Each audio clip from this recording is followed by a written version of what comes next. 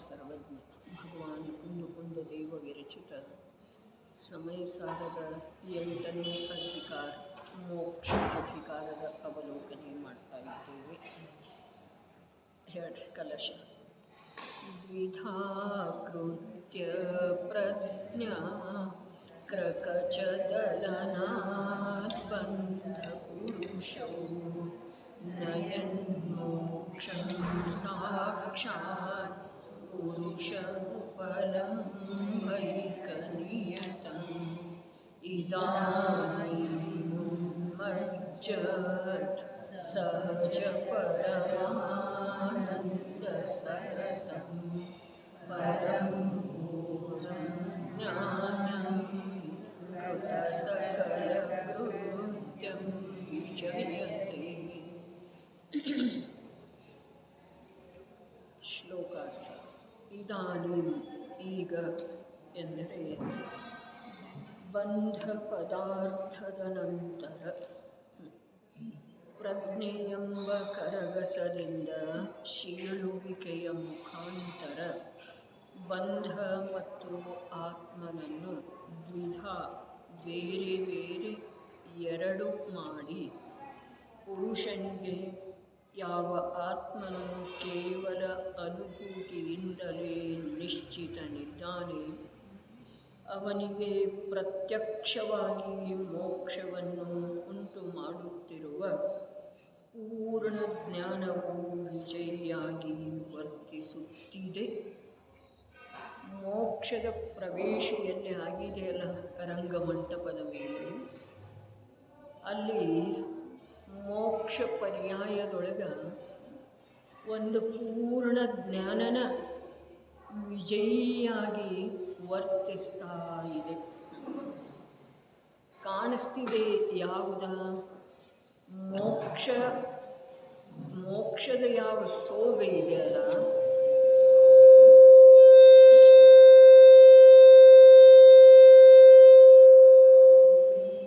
ಅದರಲ್ಲಿ ಆ ನೋಡುವಂಥವನಿಗೆ, ತಿಳಿಯುವಂಥವನಿಗೆ ಏನು ಕಾಣಿಸ್ತಿದೆ, ಏನು ತಿಳಿದು ಬರ್ತಿದೆ? ಒಂದು ಪೂರ್ಣ ಜ್ಞಾನವೇ ವಿಜಯಿ ಆಗಿರುವುದ ಕಾಣಿಸ್ತಿದೆ. ವಿಜಯಿಯಾಗಿ ನಿಂತಿಲ್ಲದ, ವಿಜಯಿಯಾಗಿ ವರ್ತಿಸ್ತಾ ಇದೆ. ಬೆಳಗ್ಗೆ ಪುರುಷ ಶಬ್ದದ ಬಗ್ಗೆ ವಿಚಾರ ಮಾಡುವಂಥದ್ದ ಒಂದು ಧ್ಯೇಯ ಇಟ್ಕೊಂಡದ್ದಿರ್ತಾರೆ. ಪುರುಷಂ ಉಪಲಂಭ ಏಕ ನಿಯತಂ ಇದು ಶಬ್ದ ಇದೆ ರೀ ಆಚಾರ್ಯ ದೇವರ. ಪುರುಷನಿಗೆ ಅರ್ಥಾತ್ ಯಾವ ಆತ್ಮನು ಕೇವಲ ಅನುಭೂತಿಯಿಂದಲೇ ನಿಶ್ಚಿತನಿದ್ದಾನೆ ಅವನಿಗೆ ಪ್ರತ್ಯಕ್ಷವಾಗಿ ಮೋಕ್ಷವನ್ನು ಉಂಟು ಮಾಡುತ್ತಿರುವ ಪೂರ್ಣ ಜ್ಞಾನವು ವಿಜಯಿಯಾಗಿ ವರ್ತಿಸುತ್ತಿದೆ. ಪುರುಷನಿಗೆ ಅರ್ಥಾತ್ ಯಾವ ಆತ್ಮ ಕೇವಲ ಅನುಭೂತಿಯಿಂದಲೇ ನಿಶ್ಚಿತನಿದ್ದಾನೆ, ಅನುಭೂತಿಯಿಂದಲೇ ಅವನ ಸ್ವರೂಪದ ಸಿದ್ಧಿಯಾದದ್ದಿದೆ, ಆತ ಇಂಥವಿದ್ದಾನೆ ಅನ್ನುವುದರದ ನಿರ್ಣಯ ಆದದ್ದಿದೆ, ಆ ಪುರುಷನಿಗೆ ಪ್ರತ್ಯಕ್ಷವಾಗಿ ಮೋಕ್ಷವನ್ನು ಉಂಟು ಮಾಡಿರುವ ಅಲ್ಲ, ಮೋಕ್ಷವನ್ನು ಉಂಟು ಮಾಡುತ್ತಿರುವ ಪೂರ್ಣ ಜ್ಞಾನವು. ಇನ್ನು ಇಲ್ಲಿ ಏನೇನು ಉಳಿದಿದೆ? ಭಾಳ ಉಳಿದಿದೆ ರೀ. ಮೊದಲು ಪುರುಷನಿಗೆ ಅದರದ ಅರ್ಥ ಮಾಡೋಣ. ಬೆಳಗ್ಗೆ ಅದನ್ನು ಇಟ್ಟದ್ದಿತ್ತು ಕೊನೆಗೆ. ಪುರುಷ ಅಂತಂದ್ರೆ ತ್ರಿಕಾಲಿ ಧ್ರುವ ಆತ್ಮನೋ ಅಥವಾ ವರ್ತಮಾನದ ಪರ್ಯಾಯರೇ ಅಂಥೇಳಿ ಪ್ರಶ್ನೆನೂ ಕೇಳಿದ್ದಿತ್ತು, ಅಥವಾ ಪ್ರಶ್ನೆ ಉದ್ಭವ ಮಾಡಿದ್ದಿತ್ತು. ಪುರುಷ ಅಂತಂದ್ರೆ ತ್ರಿಕಾಲಿ ಧ್ರುವ ಆತ್ಮ ಏನೋ ಅಥವಾ ವರ್ತಮಾನದ ಚೈತನ್ಯ ಜ್ಞಾನ ತಿಳಿಯುವ ಸಾಮರ್ಥ್ಯ. ಪುರುಷ ಅಂತಂದ್ರೆ ಆತ್ಮ ಅಂಥೇಳಂತೂ ಪುರುಷಾರ್ಥ ಸಿದ್ಧಿ ಉಪಾಯದೊಳಗ ವ್ಯಾಖ್ಯಾ ಇದೆ ರೀ. ಪುರುಷ ಅರ್ಥಾತ್ ರಾಗದಿಂದ ವರ್ಣದಿಂದ ರಹಿತ ಯಾವ ಆತ್ಮ ಇದ್ದಾನೋ ಅವನೇ ಪುರುಷ ಅಂಥೇಳಿ ಅಲ್ಲಿ ವ್ಯಾಖ್ಯಾ ಮಾಡಿದ್ದು ಇದೆ ಪುರುಷಾರ್ಥ ಸಿದ್ಧಿ ಉಪಾಯದೊಳಗೆ. ಇಲ್ಲಿ ಆತ್ಮ ಅಂತಂದ್ರೆ ಆತ್ಮನಲ್ಲೇ ನಮಗೆ ಎರಡು ಭೇದ ಮಾಡೋದು ಇದೆಯಲ್ಲ. ಒಂದು ಪ್ರತಿ ಸಮಯದ ಜ್ಞಾನ ಜ್ಞಾನ ಜ್ಞಾನ ಜ್ಞಾನ ರೂಪದ ಕಾರ್ಯ ಮಾಡುವಂಥ ಶಕ್ತಿ ಸಾಮರ್ಥ್ಯ, ಇನ್ನೊಂದು ತ್ರಿಕಾಲ ಏಕರೂಪ ಇರುವಂಥದ್ದು, ಅದು ಆತ್ಮ ಇದೆ, ಇದು ಆತ್ಮ ಇದೆ ರೀ. ಅರ್ಥಾತ್ ಅದು ಚೇತನಾಮಯ ಇದೆ, ಇದು ಚೈತನ್ಯ ಸ್ವರೂಪ ಇದೆ. ಹಾಗಾದ್ರೆ ಇಲ್ಲಿ ಪುರುಷ ಅರ್ಥಾತ್ ಯಾವ ಕೇವಲ ಅನುಭೂತಿಯಿಂದನೇ ನಿಶ್ಚಿತ ಆಗ್ತಾನೆ ಅವನಿಗೆ ಮೋಕ್ಷವನ್ನು ಉಂಟು ಮಾಡುತ್ತಿರುವ ಅಂಥೇಳಿ ಹೇಳಿದ್ದಾರೆ. ನೋಡ್ರಿ, ಭೇದ ಸುಂದರನೂ ಇದೆ, ಭೇದದಿಂದ ವಿಸಂವಾದನೂ ಆಗ್ತಿದೆ, ಭೇದದಿಂದ ವಿಸಂವಾದನೂ ಆಗ್ತಿದೆ, ಭೇದ ಸುಂದರನೂ ಇದೆ. ಯಾಕೆ ಅಂತಂದ್ರೆ ಭೇದದ ವಿನಃ ವಸ್ತು ಸ್ಪಷ್ಟವಾಗಿ ತಿಳಿದು ಬರುವುದಿಲ್ಲರಿ. ಮತ್ತು ವಿಸಂವಾದ ಯಾಕೆ ಅಂತಂದರೆ ಎಲ್ಲಿಯವರೆಗೆ ಭೇದ ಇದೆ ಅಲ್ಲಿಯವರೆಗೆ ನಿರಾಕುಲ ಶಾಂತಿಯ ಪ್ರತ್ಯಕ್ಷ ಅನುಭವ ಆಗುವುದಿಲ್ಲ.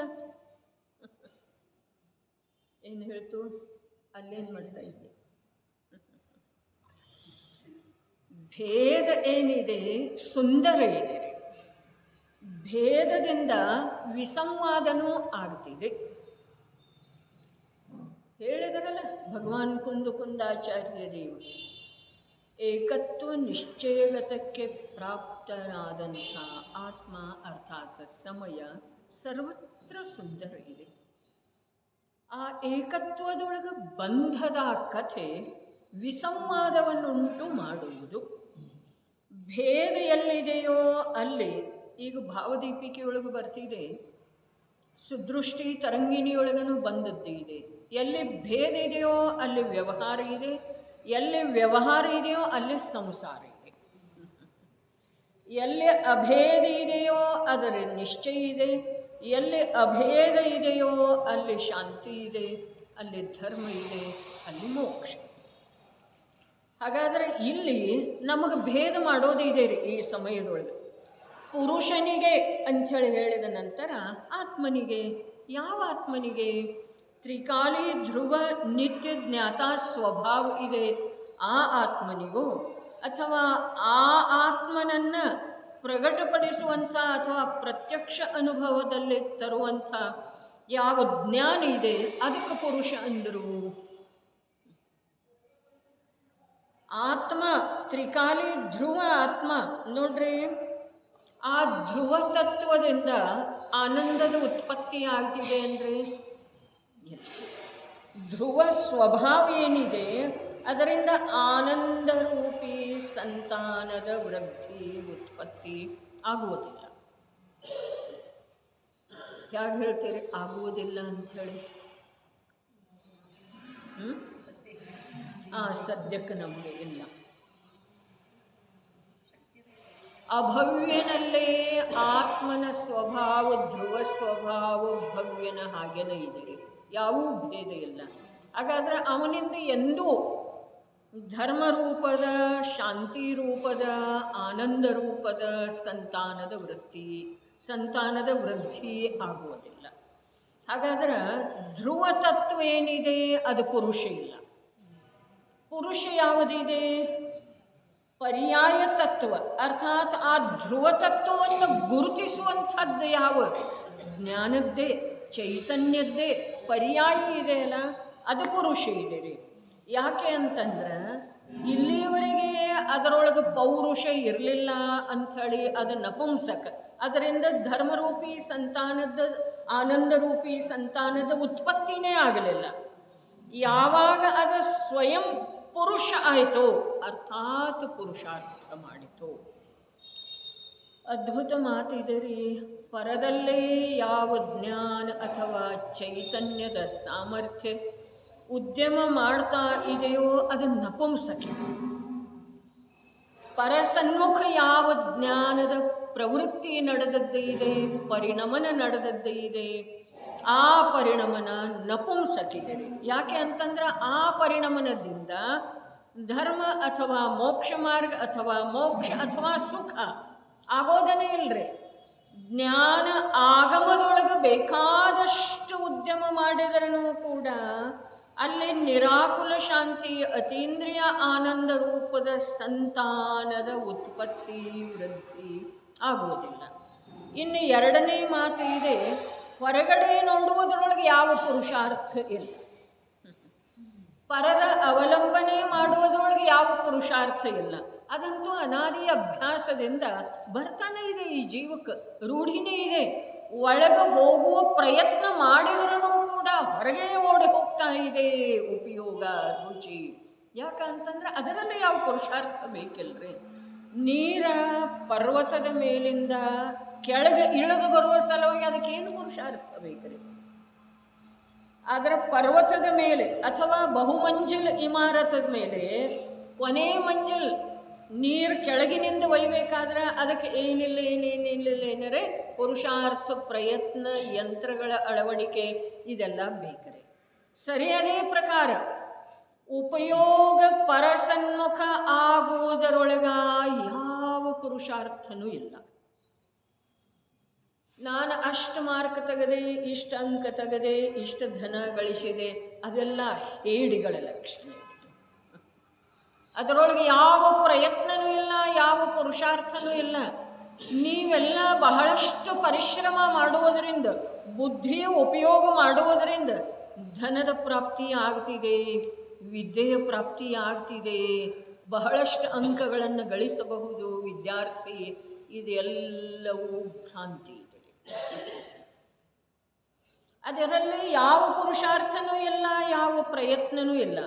ನಿನಗೆ ಒಂದು ವೇಳೆ ಪ್ರಯತ್ನ ಮಾಡುವುದಿತ್ತು, ಪುರುಷಾರ್ಥ ಶಬ್ದಕ್ಕೆ ಅನುಗುಣವಾಗಿ ನಿನ್ನ ಜ್ಞಾನದೊಳಗೆ ಪರಿಣಮನ ಮಾಡೋದಿತ್ತು ಅಂತಂದ್ರೆ ಅದು ಸ್ವಸನ್ಮುಖ ಆಗಬೇಕು, ಸ್ವವಸ್ತುವನ್ನು ಆ ಜ್ಞಾನ ಗ್ರಹಣ ಮಾಡಬೇಕು. ಧನ ಸಂಪಾದನೆಯೊಳಗೆ ಯಾವ ಪುರುಷಾರ್ಥ ಇಲ್ಲ. ಒಂದು ರೀತಿಯಿಂದ ಹೇಳಿದರೆ ಪುಣ್ಯದ ಅನುಸಾರ, ಪುಣ್ಯದ ಸಾಮರ್ಥ್ಯದ ಅನುಸಾರ ಧನ ಪ್ರಾಪ್ತ ಆಗ್ತಿದೆ. ಬುದ್ಧಿಯ ಅನುಸಾರ, ಶಾರೀರಿಕ ಕಷ್ಟದ ಅನುಸಾರ ಧನದ ಪ್ರಾಪ್ತಿ ಆಗುವುದಿಲ್ಲ. ಧನದ ಪ್ರಾಪ್ತಿ ಎಷ್ಟು ಪುಣ್ಯ ಇದೆಯೋ ಅಷ್ಟೇ ಆಗ್ತಿದೆ. ಯಾವಾಗ ಯಾವ ರೀತಿಯ ಪುಣ್ಯದ ಉದಯ ಇಲ್ಲವೋ ಆ ರೀತಿಯ ಕಾರ್ಯ ಮಾಡುವ ವೇಳೆದೊಳಗ ಜೀವ ಬೇಕಾದಷ್ಟು ಬುದ್ಧಿಯ ಪ್ರಯೋಗ ಮಾಡಿದರನು, ಶಾರೀರಿಕ ಕಷ್ಟ ವಹಿಸಿದರನು ಕೂಡ ಆ ಕಾರ್ಯ ಆಗುವುದಿಲ್ಲ. ಯಾಕೆ ಅಂತಂದರೆ ಯಾವ ಕಾರ್ಯ ಆಗುವ ಸಲುವಾಗಿ ಸ್ವಲ್ಪ ಲಕ್ಷ್ಯ ಇಡೋದು. ಮನುಷ್ಯನ ಯಾವ ಕಾರ್ಯ ಆಗುವ ಸಲುವಾಗಿ ಯಾವ ಜಾತಿಯ ಪುಣ್ಯದ ಅತ್ಯಂತ ಅವಶ್ಯಕ ಇದೆಯೋ ಆ ಪುಣ್ಯದ ಉದಯ ಇದ್ದರನ ಆ ಕಾರ್ಯ ಆಗ್ತಿದೆ. ಅನ್ಯಥಾ ಜೀವದ ಬುದ್ಧಿಯಿಂದ, ಶಾರೀರಿಕ ಕಷ್ಟದಿಂದ ಆ ಕಾರ್ಯ ಆಗುವುದಿಲ್ಲ. ಆ ಜಾತಿಯ ಪುಣ್ಯ ಅವನ ಸತ್ತಾದೊಳಗೆ ಇರಲೇ ಇಲ್ಲ ಅಂತಂದ್ರೆ ಜೀವನ ಪರ್ಯಂತ ಕಷ್ಟಪಟ್ಟರನು, ಬುದ್ಧಿ ಉಪಯೋಗ ಮಾಡಿದರನು ಆ ಕಾರ್ಯ ಆಗುವುದಿಲ್ಲರಿ. ಅರ್ಥಾತ್ ಸಂಸಾರದಲ್ಲಿ ಯಾವೆಲ್ಲ ಕಾರ್ಯಗಳು ಆಗ್ತವೆಯೋ ಅವು ಎಲ್ಲವೂ ಕರ್ಮದ ಅನುಸಾರ ಆಗ್ತವೆ. ಜೀವದ ಬುದ್ಧಿಯ ಮೇರೆಗೆ ಯಾವ ಕಾರ್ಯ ಸಂಸಾರದ್ದು ಆಗೋದಿಲ್ಲ ಮತ್ತು ಆಗೋದಿಲ್ಲ. ಜೀವದ ಬುದ್ಧಿಯ ಮೇರೆಗೆ ಏನಾದರೂ ಕೆಲಸ ಆಗ್ತಿದೆ ಅಂತಂದ್ರೆ ತನ್ನ ತ್ರಿಕಾಲಿ ಸ್ವಭಾವದ ನಿರ್ಣಯ ಮಾಡುವ, ಶ್ರದ್ಧೆ ಮಾಡುವ, ಅನುಭವ ಮಾಡುವ ಅದು ಒಂದೇ ಕೆಲಸ ಆಗ್ತಿದೆ. ಅದು ಒಂದಕ್ಕೇನೆ ಪುರುಷಾರ್ಥ ಅಂದಿದ್ದಾರೆ. ಅದಕ್ಕೆ ನೋಡ್ರಿ, ಯಾವಾಗ ಜೀವದ ಶ್ರದ್ಧಾಗುಣದ ಒಂದು ನಿರ್ಮಲ ಪರ್ಯಾಯ ರೂಪದ ಸಮ್ಯಕ್ ದರ್ಶನ ಪ್ರಗಟ ಆಗ್ತಿದೆಯೋ ಆ ಸಮ್ಯಕ್ ದರ್ಶನ ಪ್ರಗಟ ಆಗುವ ಸಮಯದೊಳಗ ಆ ಜೀವದಲ್ಲಿ ಇರುವಂಥ ವೀರ್ಯ ಗುಣ ಇಂದಿನವರೆಗೆ ಏನು ಸುಪ್ತಾವಸ್ಥೆಯಲ್ಲಿ ಇತ್ತು ಅದು ಜಾಗೃತ ಆಗ್ತಿದೆ. ವೀರ್ಯ ಗುಣ ಜಾಗೃತ ಆದ ಮೇಲಿನ ಶ್ರದ್ಧಾಗುಣದಿಂದ ನಿರ್ಮಲ ಪರ್ಯಾಯದ ಉತ್ಪತ್ತಿ ಅಥವಾ ಪ್ರಗಟತೆ ಆಗ್ತಿದೆ. ಅರ್ಥಾತ್ ವೀರ್ಯ ಕೆಲಸ ಮಾಡಿದರೆ ಯಾವುದರಲ್ಲಿ ಮಾಡ್ತಿದೆ, ವೀರ್ಯದ ಉಪಯೋಗ ಯಾವುದಕ್ಕೆ ಇದೆ ಅಂತಂದ್ರೆ ತನ್ನ ನಿಜ ಸ್ವರೂಪದ, ಅದೇ ವಿಚಾರ ಮಾಡೋದ್ರೆ ಅದೇನಷ್ಟು ಕಠಿಣ ಇದೆ, ಅದು ಮಹಾನ್ ಕಠಿಣ ಇದೆ ರೀ. ಅನಂತ ಕಾಲದೊಳಗೆ, ಕಳೆದ ಅನಂತ ಕಾಲದೊಳಗೆ ಆಗಿಲ್ಲ ಅಂದಮೇಲೆ ಅದು ಪ್ರಯತ್ನ ಇಲ್ಲದ ತಂತಾನೇ ಆಗ್ತಿದೆ ಏನ್ರಿ, ಪುರುಷಾರ್ಥ ಇಲ್ಲದ ತಂತಾನೇ ಆಗ್ತಿದೇನ, ಶಕ್ತಿಯ ಪ್ರಯೋಗ ಇಲ್ಲದ. ಶಕ್ತಿ ಯಾವುದರದ, ದೇಹದ್ದಲ್ಲ, ಧನದ್ದಲ್ಲ. ಶಕ್ತಿ ಯಾವುದರದ, ಆತ್ಮಿಕ ಶಕ್ತಿ.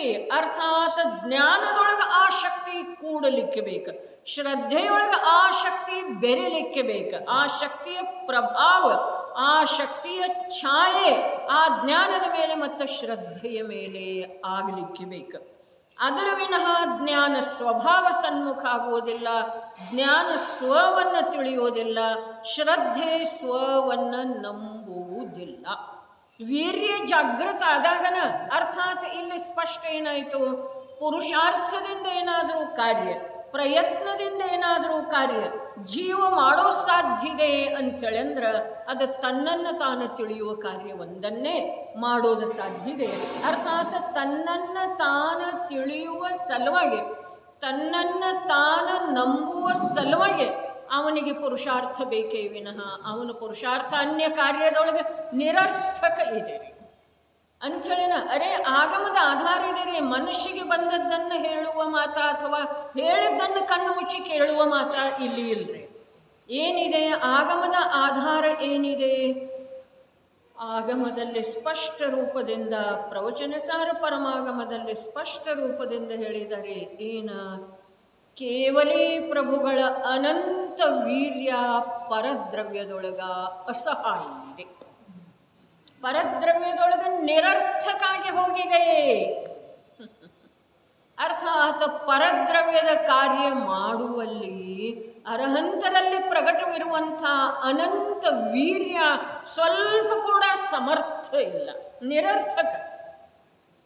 ಹಾಗಾದ್ರೆ ಅನಂತ ವೀರ್ಯ ಏನು ಮಾಡ್ತಿದೆ, ಅದು ಅನಂತ ವೀರ್ಯದ ಪ್ರಯೋಜನ ಏನು? ಅರೆ ತನ್ನ ಸಲುವಾಗಿದೆ ಅದು ಅನಂತ ವೀರ್ಯ. ಅನಂತ ಜ್ಞಾನದ ಪ್ರಯೋಜನ ಏನು? ಮೂರು ಲೋಕ ಮೂರು ಕಾಲವನ್ನು ತಿಳಿಯುವ ಸಲುವಾಗಿ ಅನಂತ ಜ್ಞಾನದ ಪ್ರಯೋಜನ ಇಲ್ಲ. ಅನಂತ ಜ್ಞಾನದ ಪ್ರಯೋಜನ, ಅರೇ ಜ್ಞಾನದೊಳಗೆ ಯಾವ ಅನಂತ ಅನಂತ ಅನ್ನುವಂಥ ಒಂದು ವಿಶೇಷಣವನ್ನು ಜ್ಞಾನಕ್ಕೆ ತಗಲಿಸಿದರೋ, ಅರೆ ಕೇವಲ ಜ್ಞಾನ ಆದ ನಂತರ, ಮೂರು ಲೋಕದ ಅಧಿಪತಿ ಆದ ನಂತರ, 100 ಜನ ಇಂದ್ರರಿಂದ ವಂದನೀಯವಾದಂಥ ಸ್ಥಾನಕ್ಕ ಪದವಿಗೆ ಪ್ರಾಪ್ತ ಆದ ನಂತರ ಆ ಅರ್ಹಂತರಲ್ಲೇ ಏನು ಇರ್ತಿದೆ? ಅನಂತ ಜ್ಞಾನ, ಅನಂತ ದರ್ಶನ, ಅನಂತ ಸುಖ, ಅನಂತ ವೀರ್ಯ. ಹಾಗಾದ್ರೆ ಆ ವೀರ್ಯದ ಹಿಂದ ಅನಂತ ವಿಶೇಷಣ ಹಾಕಿದೆ ಅಲ್ಲ, ಜ್ಞಾನದ ಹಿಂದ ಅನಂತ ವಿಶೇಷಣ ಹಾಕಿದೆ ಅಲ್ಲ, ಅದರದ್ದು ಏನರ್ಥ? ಏನರ್ಥ? ಅನಂತ ಜ್ಞಾನ ಏನು ಮಾಡ್ತಿದೆ? ಮೂರು ಲೋಕ ಮೂರು ಕಾಲವನ್ನೆಲ್ಲ ತಿಳಿಯುತ್ತಿದೆ ಅಲ್ರಿ. ಹಾಗಾದರೆ ಅನಂತ ಜ್ಞಾನದಿಂದ ಒಬ್ಬ ಆತ್ಮನನ್ನು ತಿಳಿಯುವ ಸಲುವಾಗಿ ಅನಂತ ಜ್ಞಾನ ಬೇಕು, ಅದು ತನ್ನಾತ್ಮನನ್ನು ತಿಳಿಯುವ ಸಲುವಾಗಿ ಅನಂತ ಜ್ಞಾನ ಬೇಕು. ವಿಚಾರ ಮಾಡಿ ನೋಡ್ರಿ, ಯಾರ ಮನೆಯಲ್ಲಿ ಎಷ್ಟು ಸಾಧನ ಸಾಮಗ್ರಿ ಇದಾವೆಯೋ, ಜಡ ಅಥವಾ ಚೈತನ್ಯ ಪರಿವಾರ ಇದೆಯೋ, ಅದನ್ನೆಲ್ಲ ಸಂಭಾಳಿಸುವಂಥ ಶಕ್ತಿ ಅವನಲ್ಲಿ ಇರ್ತಿದೇನಿಲ್ರಿ ಮನೆ ಯಜಮಾನನಲ್ಲಿ. ಆ ಎಲ್ಲ ಪದಾರ್ಥಗಳ ಮಾಲೀಕ ಅಂಥೇಳಿ ಅವ ಅನ್ನಿಸಿಕೊಳ್ಬೇಕಾದ್ರೆ ಅದರದ್ದು ಯಾವ್ಯಾವುದು ಯಾವ ಪ್ರಕಾರದಿಂದ ಉಪಯೋಗ ಇದೆ, ಯಾವ ಸಮಯದೊಳಗೆ ಯಾವ ಪದಾರ್ಥದ ಪ್ರಯೋಜನ ಇದೆ ಅನ್ನೋದೆಲ್ಲ ಅವನಿಗೆ ಜ್ಞಾನ ಇರ್ತಿದೇನಿಲ್ರಿ. ಇದು ಸಾಮಾನ್ಯ ಮತ್ತು ಸ್ವಲ್ಪ ಸರಿ ಹೊಂದುವಂಥ ದೃಷ್ಟಾಂತ. ಆದರೆ ಆತ್ಮ, ಒಬ್ಬ ಆತ್ಮನನ್ನು ತಿಳಿಯುವ ಸಲುವಾಗಿ ಅನಂತ ಜ್ಞಾನ ಬೇಕು. ಇಲ್ಲಿ ಪೂರ್ಣ ಹೇಳಿದಾರಲ್ಲ, ಪೂರ್ಣ ಅಂದರೆ ಏನು? ಅನಂತ ಜ್ಞಾನ ರೇ. ಪೂರ್ಣ ಅಂದರೆ ಏನು?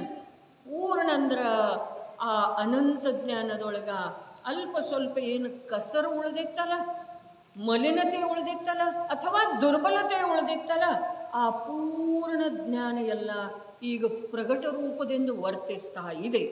ಅರ್ಥಾತ್ ಈಗ ವಿಚಾರ ಮಾಡ್ರಿ, ತಾವು ಹೇಳ್ರಿ, 4 ಘಾತಿ ಕರ್ಮ ಹೋದ ನಂತರ ಬಂಧದ ಕಾರಣಗಳ ಅಭಾವ ಆದ ನಂತರ ಅನಂತ ವೀರ್ಯ ತಗೊಂಡು ಏನು ಮಾಡೋದಿದ್ದೀರಿ? ಬಂಧದ ಕಾರಣಗಳ ಅಭಾವ ಮಾಡುವ ಸಲುವಾಗಿ ಅವನಲ್ಲಿ ವೀರ್ಯ ಬೇಕು, ಪುರುಷಾರ್ಥ ಬೇಕು, ಪ್ರಯತ್ನ ಬೇಕು. ಯಾಕಂತಂದ್ರೆ ಅನಾದಿ ಕಾಲದಿಂದ ಅನಂತ ಅನಂತ ಅನಂತ ಅನಂತ ಪಂಚಪರಾವರ್ತನಗಳು ಕಳೆದು ಹೋದ್ರೂ ಕೂಡ ಬಂಧಕ್ಕೆ ಗುರಿ ಆಗ್ತಾ ಇದ್ದಲ್ಲ ನಿಜಾತ್ಮ, ಅವನನ್ನು ಬಂಧದಿಂದ ಬಿಡಿಸುವ ಸಲುವಾಗಿ ಅನಂತ ವೀರ್ಯ ಬೇಕು. ಮತ್ತು ಕೇವಲ ಜ್ಞಾನ ಪ್ರಾಪ್ತ ಆದಮೇಲೆ, ಅರ್ಥಾತ್ ಬಂಧದ ಕಾರಣಗಳ ಅಭಾವ ಆದಮೇಲೆ, ಘಾತಿ ಕರ್ಮಗಳ ನಾಶ ಆದಮೇಲೆ ಕೇವಲ ಜ್ಞಾನ ಆಗ್ತಿದೆಯಲ್ಲ.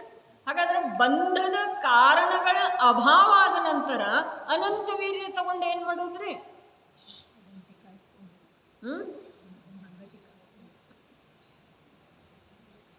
ನೋಡ್ರಿ, ದುರ್ಬಲ, ಅತ್ಯಂತ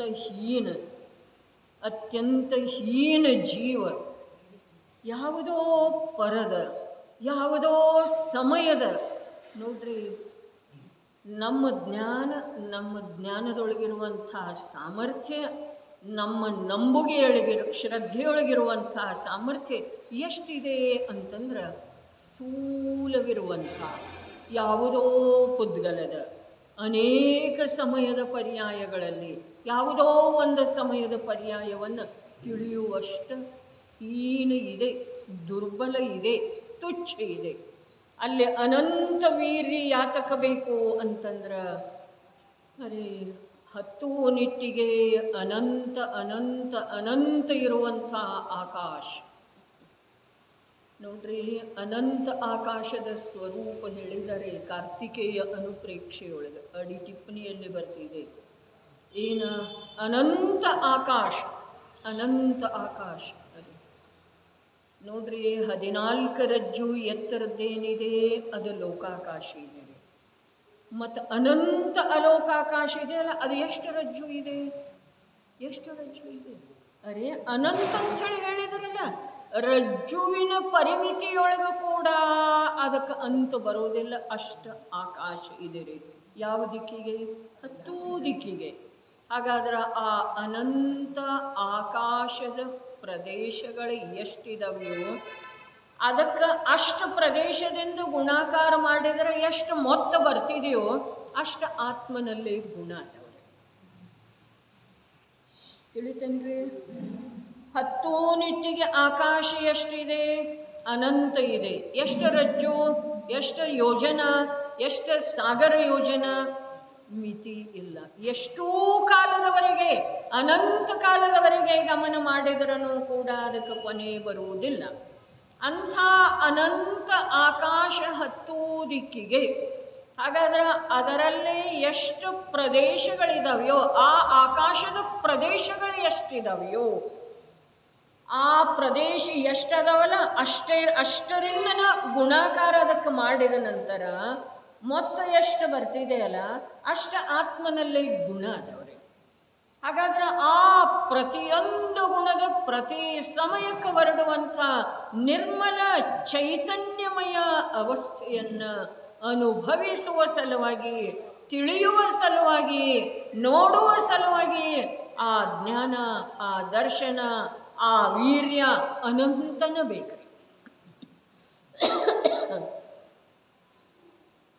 ಪರವನ್ನು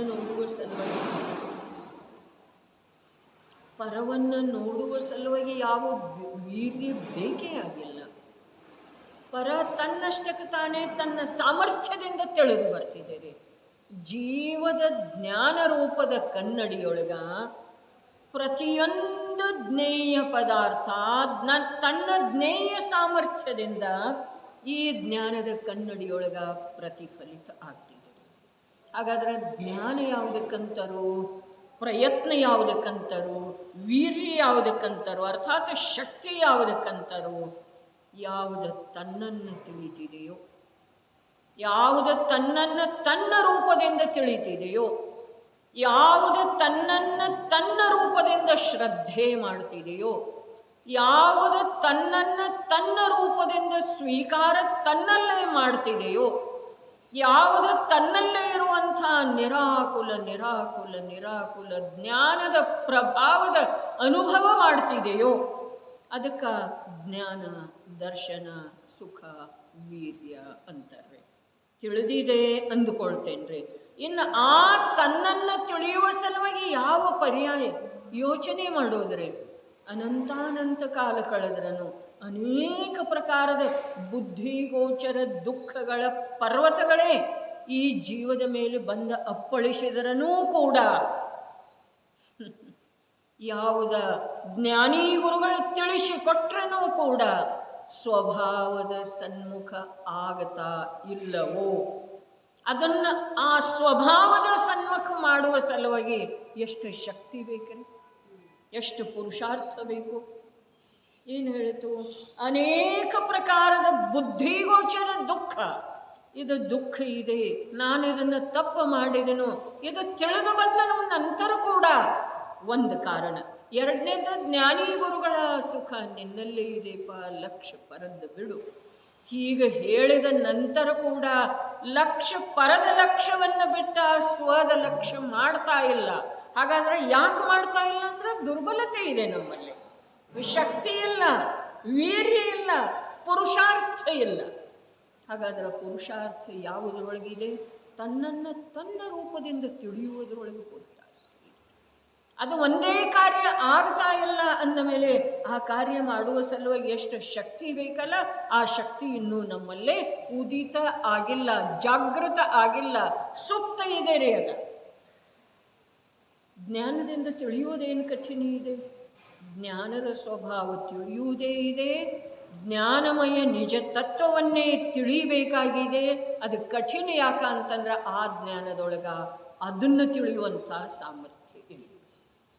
ಹೊಳೆಯುತ್ತಿರುವಂಥ ಅತ್ಯಂತ ಪ್ರಖರವಾದಂಥ ಕಾಂತಿಯಿಂದ ಹೊಳೆಯುತ್ತಿರುವಂಥ ಯಾವುದೋ ಒಂದು ಸೂರ್ಯಬಿಂಬವನ್ನು ಈ ನಮ್ಮ ಕಣ್ಣಿನಿಂದ ನೋಡ್ಲಿಕ್ಕೆ ಆಗ್ತಿದೆ ಅಂದ್ರೆ ಸೂರ್ಯಬಿಂಬವನ್ನು, ಹಾಗಾದ್ರೆ ಅನಂತ ಗುಣಗಳ ಅಭೇದ ಚೈತನ್ಯ ರತ್ನಾಕರನನ್ನು ನೋಡುವ ಸಲುವಾಗಿ ಜ್ಞಾನಿ ಎಂಥದ್ದು ಬೇಕ್ರಿ? ಶಕ್ತಿಯುಕ್ತ ಬೇಕ್ರಿ, ಅದರೊಳಗೆ ಬಲ ಬೇಕ್ರಿ. ಹಾಗಾದ್ರೆ ಬಲ ಸಂಜ್ಞಿ ಪಂಚೇಂದ್ರಿಯ ಅನ್ನುವಂಥ ವಿಕಾಸದೊಳಗ ಇದೆ ಅಥವಾ ಇಲ್ಲ?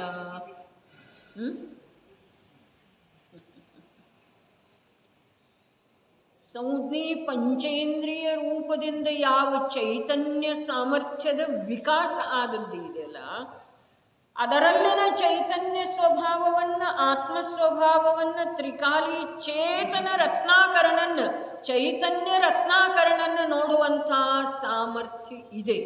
ಯಾವುದರಲ್ಲಿ ಇದೆ? ಸಂಜ್ಞಿ ಪಂಚೇಂದ್ರಿಯ ರೂಪದಿಂದ ವಿಕಾಸಗೊಂಡಿರುವಂಥ ಜ್ಞಾನದಲ್ಲಿ ಇದೆ. ಆದರೆ ಅದು ಶಕ್ತಿ ರೂಪದಿಂದ ಇದೆ. ಶಕ್ತಿ ರೂಪದಿಂದ ಇದೆ, ವ್ಯಕ್ತ ಇಲ್ಲ. ಶಕ್ತಿ ರೂಪದಿಂದ ಇದೆ. ನೋಡ್ರಿ, ಒಮ್ಮೆ ಬಹಳಷ್ಟು ಸರಳ ಅನ್ನಿಸ್ತಿದೆ, ಒಮ್ಮೆ ಮಹಾ ಕಠಿಣ ಅನ್ನಿಸ್ತಿದೆ. ಯಾಕೆ ಅಂತಂದ್ರೆ ಜಿನವಾಣಿಯ ವಿವಕ್ಷಾ ಪದ್ಧತಿನ ಹೀಗಿದೆ ರೀ. ಕಷ್ಟ ಇರುವುದರಿಂದನ ಇದುವರೆಗೆ ಪ್ರಾಪ್ತ ಆಗಿಲ್ಲ. ಬಹಳ ಸುಲಭ ಇರುವುದರಿಂದನ ಸಿಂಹ, ಆನೆ, ಕುದುರೆ ಅವುಗಳಿಗೆ ಕೂಡ ಆಗಿದ್ದೇನೆ. ಹೌದೇನಲ್ರಿ? ಸುಲಭ ಇಲ್ಲದೆ ಹೋಗಿದ್ದರ ಸಿಂಹ ಪರ್ಯಾಯದಲ್ಲಿರುವಂಥ ಕ್ರೂರ ಮೃಗಕ್ಕೆ ಹೇಗಾಗ್ತಿರ್ತಾರೆ? ಹೇಗಾಗ್ತಿರ್ತಾರೆ? ಹಾಗಾದ್ರೆ ಸುಲಭ ಇದ್ರೆ ನಮ್ಗೆ ಯಾಕಾಗಿಲ್ಲ ಅಂದ್ರೆ ಕಠಿಣ ಇದೆ.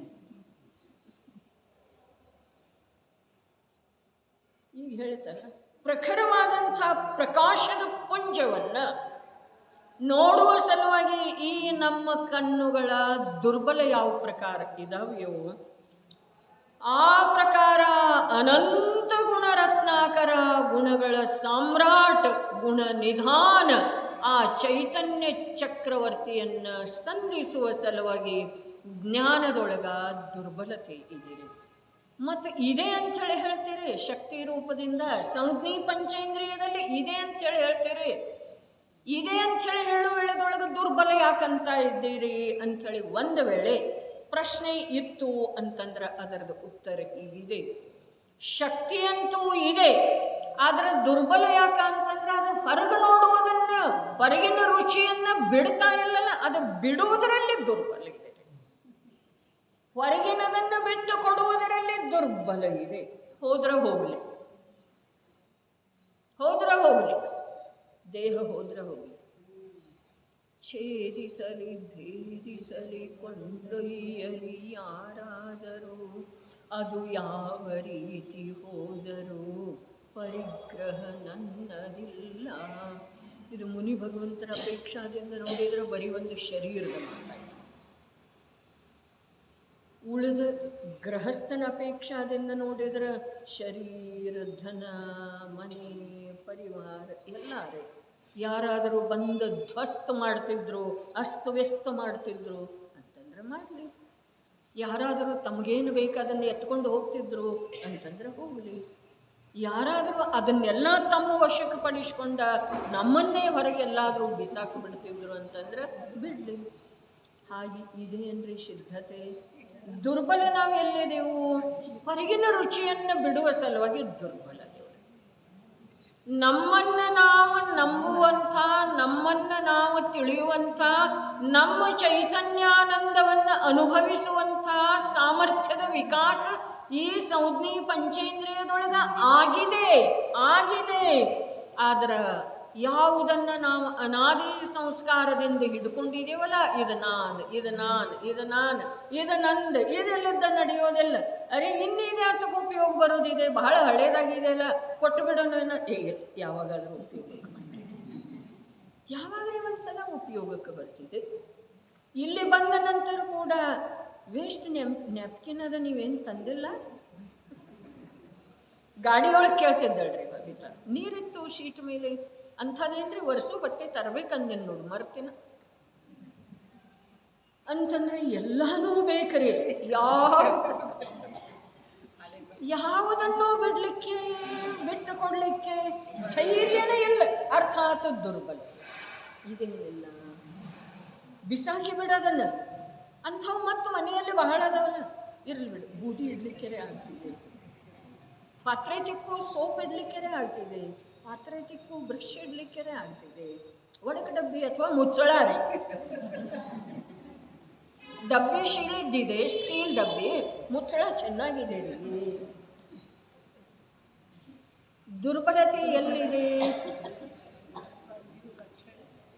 ಎಲ್ಲಿದೆ ದುರ್ಬಲತೆ? ಪರದ ಮಮತೆಯನ್ನು ಬಿಡುವುದರೊಳಗೆ ದುರ್ಬಲ ಆಗಿದನ್ರಿ ಈ ಜೀವ.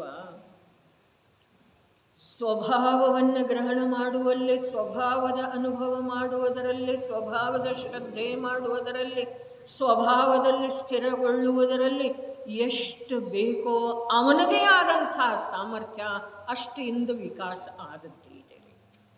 ಆದರೆ ಅನಾದಿ ಕಾಲದ ಹಳೆಯ ಮುರುಕಲ ಏನಿದೆಯಲ್ಲ, ಅದನ್ನು ಬಿಡುವುದರಲ್ಲಿ ದುರ್ಬಲ. ಯಶ ಅಂತಂದು ಅದು ನಿಮ್ಗೇನು ಮಾಡ್ಕತೈತಿ? ಇಲ್ಲಿ ಇಟ್ಟಿರ್ತೇನೆ ತಗೋರಿ, ಇಲ್ಲೇನು ಜಾಗ ತಿನ್ನೋದಿಲ್ಲ ಅದು ನಿಮ್ಮ ಮನೆ. ಇಲ್ಲಿ ಇಟ್ಟಿರ್ತೇನೆ, ಎಲ್ಲಿ? ಮೆಟ್ಲು ಕೆಳಗೆ.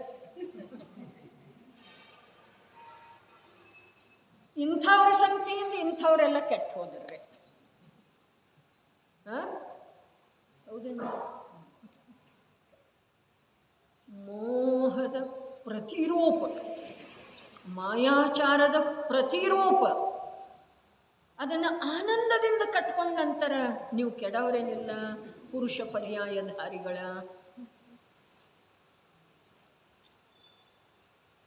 ಇರಲಿ ಅಂತಿದೆ. ಯಾವುದ? ಮೋಹಿ ಜೀವ, ಸ್ತ್ರೀ ಪರ್ಯಾಯದ ಜೀವ. ಎಸದ ಬಡ್ನೆ ಅಂಥ ಮತ್ತೆ ನಿನಗೆ 4 ತಂದು ಕೊಡ್ತೇನೆ ಅಂತ ಹೇಳಿ ಹೇಳ್ತಾರೆ ಅವರ.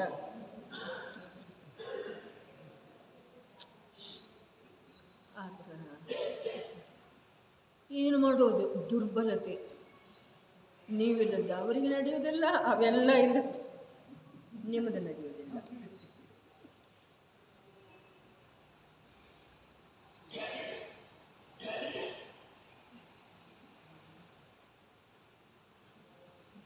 ಅವರು ಒಂದು ಸಣ್ಣದ ಕಲ್ಲು ಕಟ್ಕೊಂಡಿದ್ದಾರೆ ಕೊರಳಿಗೆ, ನೀವು ಒಂದು ದೊಡ್ಡ ಪಾಷಾಣ ಮತ್ತೆ ಸಂಗ್ರಹ ಮಾಡ್ತಾ ಇದ್ದೆ. ಇಬ್ಬರೂ ಕೂಡಿ ಎಲ್ಲಿ ಹೋಗೋವ್ರೆ? ಮುಳುಗೋದನಲ್ಲ, ಮುಳುಗೋದು. ಅರೆ, ಯಾರಿಗೆ ಯಾರು ಬೇಕು ಅನ್ನೋದಿದೆಯೋ, ಯಾರಿಗೆ ಯಾವುದು ಬೇಕು ಅನ್ನೋದಿದೆಯೋ ಅದುವೇ ಬಂಧನ ಇದೆ ರೀ, ಅದುವೇ ಬಂಧನ ಇದೆ. ಅದರಿಂದನ ಜೀವದ ಜ್ಞಾನ ಮುಚ್ಚಿ ಹೋಗ್ತಾ ಇದೆ. ಅದರಿಂದನ ಜೀವದಲ್ಲೇ ಇರುವಂಥ ನಿರಾಕುಲ ಶಾಂತಿ ಕದಡ್ತಾ ಇದೆ. ಶಾಂತಿಯ ಸರೋವರ ಕದಡ್ತಾ ಇದೆ. ಎಲ್ಲೂ ಹೊರಗಿಂದ ಯಾವುದೂ ನೋಡಬೇಕಾಗಿಲ್ಲ, ಏನೂ ಮಾಡಬೇಕಾಗಿಲ್ಲ. ತನ್ನ ಮನಸ್ಥಿತಿಯನ್ನು ಅರೆ ಸುಖಿಯಾಗುವ ಸಲುವಾಗಿ 30 ವರ್ಷದಿಂದ ಬೆಂಗಳೂರೊಳಗೆ ಹೇಳಿದ್ದೇನೆ ರೀ ನಾನು. ಸುಖಿಯಾಗುವ ಸಲುವಾಗಿ ಈ ಜೀವ ಪರಿಸ್ಥಿತಿಯ ಬದಲಾವಣೆಯೊಳಗ ಇಡೀ ಜೀವನವನ್ನು ತೊಡಗಿಸ್ತಾನೆ ವಿನಃ ಮನಸ್ಥಿತಿಯನ್ನು ಬದಲು ಮಾಡಿಕೊಳ್ಳುವ ವಿಚಾರ ಒಮ್ಮೆ ಕೂಡ ಮಾಡಿದೆ. ಅದು ಬದಲಿ ಮಾಡಬೇಕು, ಇದು ಬದಲಿ ಮಾಡಬೇಕು, ಇದು ಸೋರ್ತಾ ಇದೆ ನೋಡಿ, ಇದು ಹಾಗೆ ಮಾಡಬೇಕು, ಇಷ್ಟು ದುಡ್ಡು ಇದೆ, ಅದರ ಉಪಯೋಗ ಅಲ್ಲೇ ಮಾಡಬೇಕು, ಆಮೇಲೆ ನಿರಾಕುಲ ಆಗ್ಬೋದು, ಆಮೇಲೆ ಒಳ್ಳೆಯದಾಗ್ಬೋದು, ಈ ಪರ್ಚಿ ತೆಗಿಬೇಕು, ಆ ಪರ್ಚಿ ಹಾಕಬೇಕು, ಈ ಏನು ಮತ್ತು ಮೇಲೆ POP ಮಾಡಬೇಕು, ಏನೇನರಿ ಏನೇನು. ಅರ್ಥಾತ್ ಸುಖದ ಸಲುವಾಗಿ ಬರೇ ಪರಿಸ್ಥಿತಿಯೊಳಗೆ ಪರಿವರ್ತನೆಯನ್ನೇ ಮಾಡುವುದರೊಳಗೆ ಇಡೀ ಜೀವನ ಕಳೆದು ಹೋಗ್ತಿದೆ. ಆದರೆ ಮನಸ್ಥಿತಿಯನ್ನು ಬದಲಾವಣೆ ಮಾಡಿಕೊಂಡ್ರೆ ಅತ್ಯಂತ ಸುಲಭದೊಳಗೆ ಸುಖ ಆಗ್ತಿದೆ. ಆದರೆ ಅವು ಮಾಡಿಕೊಳ್ಳೋದನ್ನು ಇಲ್ಲ. ಇದು ಪುಣ್ಯದ ಪ್ರಭಾವ ಇದೆ. ಪುಣ್ಯ ನಿರಂತರ ಯಾವುದಕ್ಕೆ ಮಾರ್ಗ ಮಾಡಿಕೊಡ್ತಿದೆ? ಪಾಪಕ್ಕೆ. ದುರ್ಮಾರ್ಗಕ್ಕೆ ಮಾರ್ಗ ಮಾಡಿಕೊಡ್ತಿದ್ದೀರಿ. ಪುಣ್ಯ ಯಾವಾಗಲೂ ಧನ ಪುಣ್ಯದಿಂದ ಬರ್ತಿದೆ. ಧನದಿಂದ ಈ ಜೀವದಲ್ಲೇ ನಾನಾ ಪ್ರಕಾರದ ಆಶೆಗಳನ್ನು ಹುಟ್ಟಾಕ್ತಿದೆ. ಆ ಧನ ನಾನಾ ಪ್ರಕಾರದ ವೈರ, ವಿರೋಧ, ಅನ್ಯಾಯ, ಅನೀತಿ ಎಲ್ಲದಕ್ಕೂ ಜನ್ಮ ಕೊಡ್ತಿದೆ. ಯಾವುದ? ಆ ಧನ. ಆ ಧನ ಯಾವುದರಿಂದ ಬಂತು? ಪುಣ್ಯದಿಂದ. ಹೀಗಿದೆ ರೀ ಪುಣ್ಯದ ಕಥೆ. ಧನನೇ ಇಲ್ಲ ಅಂತಂದ್ರೆ ನಾನಾ ಪ್ರಕಾರದ ಆಶಯ, ಆಕಾಂಕ್ಷೆ, ಸಂಗ್ರಹ ಇದು ಯಾವುದು ಇರ್ಲಿಕ್ಕಿಲ್ಲ ನೋಡ್ರಿ. ಅಂಥೇಳಿ ತಿರಿಯಂಚಕ ಸಮ್ಯಕ್ ದರ್ಶನ ಆಗೋದು ಯಾವುದೋ ಒಂದು ಅಪೇಕ್ಷಾದಿಂದ ಸುಲಭ. ಹೇಳ್ತೇನಿಲ್ಲ, ಯಾವುದೋ ಒಂದು ಅಪೇಕ್ಷಾದಿಂದ ಅಂತ ಹೇಳ್ತಾ ಇದ್ದೇನೆ ನಾನು. ಯಾವುದೋ ಒಂದು ಅಪೇಕ್ಷಾದಿಂದ ತಿರಿಯಂಚಕ ಸಮ್ಯಕ್ ಜ್ಞಾನ ಆಗೋದ ಸುಲಭ ಇದೆ. ನಾರ್ಹಿ ಜೀವಕ್ಕ ಪುರುಷಾರ್ಥ ಮಾಡಿದ್ರ, ಪ್ರಯತ್ನ ಮಾಡಿದ್ರ, ಪ್ರಜ್ಞೆಯಿಂದ ಎಚ್ಚೆತ್ತುಕೊಂಡ್ರೆ ಸಮ್ಯಕ್ ದರ್ಶನ ಆಗೋ ಸುಲಭ ಇದೆ. ಅರೆ, ಇಂಥ ದುಃಖ ಯಾರಿಗೆ ಬೇಕಾಗಿದೆ? ಯಾತಕ್ಕೆ ಬೇಕಾಗಿದೆ? ಒಳಗಡೆ ಸುಖದ ನಿಧಾನ ಇದೆ. 10 ಭವದ ಹಿಂದ ಭಾವಲಿಂಗಿ ಸಂತ, ವನವಿಹಾರಿ ವೀತರಾಗಿ ಸಂತ ಆಚಾರ್ಯ ಭಗವಂತ ನನಗೆ ಹೇಳಿದ್ರು, ನಿನಗೆ ಶಾಶ್ವತ ಸುಖ ನಿನ್ನ ಸ್ವರೂಪದೊಳಗನೆ ಇದೆ, ನಿನ್ನ ಸ್ವಭಾವ ಸುಖಮಯವೇ ಇದೆ, ಅದನ್ನು ನೀನು ನಂಬಿದೆ, ಅಂತರ್ಮುಖ ನೀನು ಆದೆ, ಹೊರಗಿಂದ ಸರ್ವಥಾ ಉದಾಸೀನ ಆದೆ, ಯಾವುದೋ ಪದಾರ್ಥದ ಬಗ್ಗೆ ಯಾವೂ ವಿಕೃತ ಭಾವ ನಿನ್ನಲ್ಲಿ ಉತ್ಪನ್ನ ಆಗಲಿಲ್ಲ ಅಂತಂದ್ರೆ ನಿನ್ನಂಥ ಸುಖಿ ಯಾರೂ ಇಲ್ಲಪ್ಪ ಅಂಥೇಳಿ ವೀತರಾಗತೆಯ ಆರಾಧಕ ಸಂತ ಮುನಿ ಭಗವಂತರು ಹೇಳಿದ್ರು ಅಂಥೇಳಿ ಅಲ್ಲಿ ಅವನಿಗೆ ದುಃಖದ ಸಾಮಗ್ರಿಗಳನ್ನು ಪರಿಹಾರ ಮಾಡಲಿಕ್ಕಾಗದೇ ಇರುವಂಥ ಮಾನಸಿಕ ದುಃಖದ ವೇದನೆಯನ್ನು ತಡ್ಕೊಳ್ಳಿಕ್ಕಾಗದೆ ಆ 10 ಭವದ ಹಿಂದೆ ಹೇಳಿರುವಂಥ ದೇಶನ ಲಕ್ಷ್ಯಕ್ಕೆ ಬರ್ತಿದೆ. ಅವ ಆ ದುಃಖದ ಸನ್ಮುಖ ಉಳಿಯುವುದನ್ನು ಇಲ್ಲ. ಅವ ಅಂತರ್ಮುಖ ಅನಂತ ಪುರುಷಾರ್ಥ ಮಾಡಿ ಆತ್ಮನ ಅನುಭೂತಿ ಮಾಡ್ತಾನೆ. ಅರ್ಥಾತ್ ನರಕದೊಳಗ ಪ್ರತಿಕೂಲತೆಯ ಭಾರದಿಂದ, ದುಃಖದ ಅತಿರೇಕತೆಯಿಂದ ಸಮ್ಯಕ್ ದರ್ಶನ ಆಗೋ ಸಾಧ್ಯ ಇದೆ. ಆದರೆ ಈ ಮನುಷ್ಯ ಭವದೊಳಗ ಅಡ್ಡಗೋಡೆ ಮೇಲೆ ಇಟ್ಟ ಹಾಗೆ ದೀಪ ಆ ಕಡೆನೂ ಕಾಣಿಸ್ತಿದೆ, ಈ ಕಡೆನೂ ಕಾಣಿಸ್ತಿದೆ. ಆ ಕಡೆನೂ ಸರಿಯಾಗಿ ಕಾಣಿಸೋದಿಲ್ಲ, ಈ ಕಡೆನೂ ಸರಿಯಾಗಿ ಕಾಣಿಸೋದಿಲ್ಲ. ಇಂಥ ಕಾರ್ಯ ನಮ್ಮದು. ದುಃಖ ಇದೆ ಅಂಥೇಳಿ ಬಿಡ್ಲಿಕ್ಕೇನೂ ಬರುವುದಿಲ್ಲ, ಸುಖ ಇಲ್ಲ ಅಂಥೇಳಿ ನಂಬಲಿಕ್ಕೇನೂ ಆಗೋದಿಲ್ಲ. ಒಂದು ಸಮಯ ಸುಖಮಯ ಕಾಣಿಸ್ತಿದೆ, ಏಕಧಾಗ ಸುಖಾಚ 100 ಧಾಗ ದುಃಖಾಚ ಅಂಥೇಳಿ ಮರಾಠಿಯೊಳಗೆ ಹಾಡಿತ್ತಲ್ಲ, ಏಕಧಾಗ ಸುಖಾಚ. ಒಂದು ಬರ್ತಿದೆ ಪರ್ಯಾಯ. ಅರೆ, ಜೈನಾಚಾರ್ಯರು ಹೇಳಿದಾರೆ, ಸ್ವಯಂಭೂ ರಮಣ ಸಮುದ್ರದಲ್ಲಿ ಎಷ್ಟು ಜಲರಾಶಿ ಇದೆಯೋ ಅಷ್ಟು ದುಃಖ ಇದೆ ಜೀವನಿಗೆ ಸಂಸಾರದೊಳಗೆ. ಅಷ್ಟು ದುಃಖ ಭೋಗಿಸಿದ ನಂತರ ಒಂದು ಹುಲ್ಲು ಕಡ್ಡಿಯ ತುದಿಯ ಮೇಲೆ ನಿಂತಿರುವಂಥ ಮಂಜಿನ ಹನಿಯಷ್ಟು ನಿನಗೆ ಸುಖ ಸಿಗೋದು ಸಾಧ್ಯ ಇದೆ. ಅದು ಆಭಾಸ ರೂಪದ ಇಂದ್ರಿಯ ಸುಖ. ಇಷ್ಟು ಹೇಳಿದ ನಂತರ ನಮ್ಗೆ ವಿಶ್ವಾಸ ಎಲ್ಲಿ ಆಗ್ತಿದೆ? ವಿಶ್ವಾಸ ಆದವ್ರ ಹಾಗೆ ಆಗ್ತಿದೆ. ಮುಗಿಸಿ ಅಲ್ಲಿ ಹೋಗ್ತಾ ಇರ್ತೇವೆ, ಮನೆಯಿಂದ ಫೋನ್ ಬರ್ತಿದೆ, ಆಯ್ತು ಇದನ್ನೆಲ್ಲ ಇಲ್ಲೇ ಎಲ್ಲಿ ಬಿತ್ತೋ ಎಲ್ಲಿ ಹೋಯ್ತೋ ಗೊತ್ತಿಲ್ಲ, ಅಲ್ಲಿ ಹೋಗಿ ಮತ್ತೆ ಅತ್ಯಂತ ಉತ್ಸಾಹದಿಂದ ಅಲ್ಲೇನು ಬೇಕೋ ಅದು ಕಾರ್ಯ ಮಾಡ್ತೀವಿ. ಹೀಗೆ ಮನುಷ್ಯಗತಿಯ ಅವಸ್ಥೆ ಆಗಿದೆ ಎಂದರೆ ತಿರಿಯಂಚಗತಿಯೊಳಗೆ ಏನೂ ಬಾಹ್ಯ ಸಂಯೋಗ ಇಲ್ಲ ಅಂದ ಮೇಲೆ ಯಾವುದೋ ಕಾರಣವಶಾತ್ ಅಲ್ಲಿ ಸಮ್ಯಕ್ ದರ್ಶನ ಆಗೋದು ಸುಲಭ ಇದೆ ನೋಡ್ರಿ. ನಮಗೆ ಯಾಕಾಗ್ತಾ ಇಲ್ಲ ಅಂಥೇಳಿ ಸ್ವದ ಅನ್ವೇಷಣೆ ಮಾಡ್ಕೊಂಡ ನಂತರ ಇದುವೇ ಕಾರಣ ಕಂಡು ಬರ್ತಾ ಇದೆ. ಮುಳ್ಳನ್ನ ವಿಷವನ್ನ ಬಿಡುವುದರ ಸಲುವಾಗಿ ನಮ್ಮಲ್ಲಿ ಧೈರ್ಯನ ಆಗ್ತಾ ಇಲ್ರಿ. ಮುಳ್ಳ ಎಂಥ ಮುಳ್ಳ? ವಿಷಾರಿ ಮುಳ್ಳರಿ. ಎಂಥ ವಿಷ? ಹಾಲಾಹಲ ವಿಷ. ನೋಡಿದರೆ ಅರೇ ದೃಷ್ಟಿಯಿಂದ ನೋಡಿದರೆ ಮರಣ ಆಗ್ತಿದೆ ಅಂಥ ದೃಷ್ಟಿ ವಿಷ ರೀ. ಹಾಗೆ ಇದ್ರೂ ಕೂಡ ನಮಗೆ ಬಿಡಲಿಕ್ಕೆ ಧೈರ್ಯ ಸಾಲ್ತಾ ಇಲ್ಲ. ಇಲ್ಲೇನು ಧೈರ್ಯ ಸಾಲ್ತಾ ಇಲ್ಲ, ಕೊನೆಯ ಸಮಯವರೆಗೆ ಅದನ್ನು ಬಿಡಲಿಕ್ಕೆ ಧೈರ್ಯ ಸಾಲುವುದಿಲ್ಲ ಅಂತೇಳಿ ಈ ಒಂದು ಭವದ ಫಲಸ್ವರೂಪವಾಗಿ ಅನಂತ ಭವಗಳದ ರಚನೆ ಆಗ್ತಿದೆ. ಮುಂದಿನ ಭವದೊಳಗೆ ಬಿಡ್ತೇನೆ, ಅಲ್ಲೇನು ಇಲ್ದಿದ್ರೆ ಭಾಳ ಒಳ್ಳೇದನ್ನೋದು, ಅವಾಗ ಬಿಡ್ತೇನೆ, ಸಾಧ್ಯ ಇಲ್ರಿ. ಇಲ್ಲಿಯ ಸಂಸ್ಕಾರ ಅನಂತ ಭವ ನಡೀತಿದೆ ರೀ. ಇಲ್ಲಿ ಕರ್ಮಚೇತನ, ಅಲ್ಲಿ ಕರ್ಮ ಫಲಚೇತನ ಆಗೋದಿದೆ ರೀ. ಕರ್ಮಚೇತನ ಅರ್ಥಾತ್ ಕಾರ್ಯ ಮಾಡುವ ಸಮಯದೊಳಗೆ ಕಾರ್ಯ ಮಾಡುವ ಅಧಿಕಾರ ಇದ್ದಾಗ ಅವ ಮಾಡಿದೇನಿಲ್ರಿ ಕಾರ್ಯ. ಯಾರವ ದೊರೆ? ಅಕಂಪನಾಚಾರ್ಯರ ಮೇಲೆ ಉಪಸರ್ಗ ತಂದವ ಯಾರ? 7 ದಿವಸದ ರಾಜ್ಯ ಕೊಟ್ಟಿರಲ್ಲ ಬಲಿ. ಆ ಬಲಿ ದೊರೆ ತನ್ನ ಅದೇನ ಸಿಕ್ಕಿತ್ತಲ್ಲ ಅಧಿಕಾರ, ಅದರದ ತನ್ನ ಮನಸ್ಸಿನ ಕಾರ್ಯ ಮಾಡಿಕೊಳ್ಳುವ ಸಲುವಾಗಿ ಉಪಯೋಗ ಮಾಡಿಕೊಂಡೇನಿಲ್ಲ. ಅದೇ ಪ್ರಕಾರ ಈ ಮನುಷ್ಯ ಭವ ಅನ್ನುವಂಥದ್ದು ಅಧಿಕಾರ ನಮಗೆ ಪ್ರಾಪ್ತ ಆದದ್ದಿದೆ. ಅನಂತ ಕಾಲದಿಂದ ಯಾವುದ ಅಭಿಲಾಷೆ ಇತ್ತು, ಸ್ವಾಧೀನ ಸುಖ, ಅದರ ಪ್ರಾಪ್ತಿ ನಾವು ಮಾಡ್ಕೊಳ್ಳದಿದ್ರೆ ನಾವು ಬಲಿಯಂಥ ಕಾರ್ಯ ಮಾಡಲಿ. ಅವ ಅವಕಾಶ ಸಿಕ್ಕಾಗ ತನ್ನ ಶೇಡು ತೀರಿಸಿಕೊಂಡೇನಿಲ್ಲ, ಹಾಗೆ ನಾವು ಶೇಡು ತೀರಿಸಿಕೊಳ್ಳೋದಿದೆ. ಯಾರ ಮೇಲೆ? ನಮ್ಮ ವಿಭಾವದ ಮೇಲೆ, ನಮ್ಮ ಅಜ್ಞಾನದ ಮೇಲೆ, ನಮ್ಮ ವಿಪರೀತ ಮನ್ನನೆಯ ಮೇಲೆ ಶೇಡು ತೀರಿಸಿಕೊಳ್ಳೋದಿದೆ. ಇಲ್ಲಿಯವರೆಗೆ ದುರ್ಬಲ ಇದ್ದೇವೆ, ನಮ್ಮ ಕೈಯೊಳಗೆ ಏನು ಇರಲಿಲ್ಲ. ಅರೆ ಏಕೇಂದ್ರಿಯದೊಳಗೆ ನಮ್ಮ ಕೈಯಲ್ಲಿ ಏನಿತ್ತು ಹೇಳ್ರಿ? ಏನೂ ಇರಲಿಲ್ಲ. ದ್ವೇಂದ್ರಿಯ, ತ್ರಿಯೇಂದ್ರಿಯ, ಚತುರೇಂದ್ರಿಯ, ಅಸಂಜ್ಞೆ ಪಂಚೇಂದ್ರಿಯದವರೆಗೆ ಏನೂ ಇರಲಿಲ್ಲ. ನಾವು ಕರ್ಮ ಹೇಳಿದ ಹಾಗೆ, ವಿಭಾವ ಮಾಡಿದ ಹಾಗೆ, ವಿಪರೀತ ಮನ್ನನೆ ಹೇಗಿದೆಯೋ ಹಾಗೆ ಹೋಗ್ತಿದ್ದೇವ್ರಿ.